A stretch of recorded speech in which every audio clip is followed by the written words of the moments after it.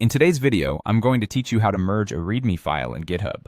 Whether you're a beginner or looking to polish your GitHub skills, this guide will walk you through each step in the process, making it easy and straightforward to keep your project documentation up to date. First, let's open your repository and create a new branch. Creating a branch allows us to make changes without impacting the main codebase, making it a great way to experiment and ensure everything works as expected before finalizing our updates.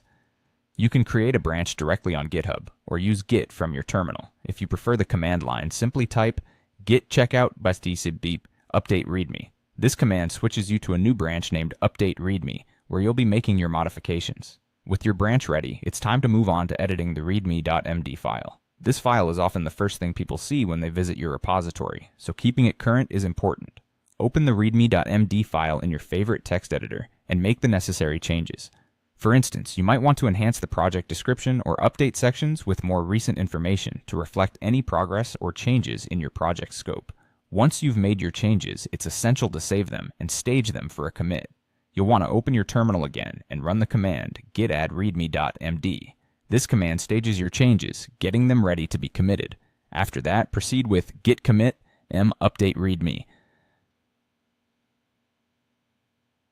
In this step, you're sealing your changes with a commit message, a short summary that explains what modifications you've introduced. Once you've committed your changes, push the updated branch to GitHub using git push origin update readme. This action uploads your changes to GitHub, making them available in your repository's branch.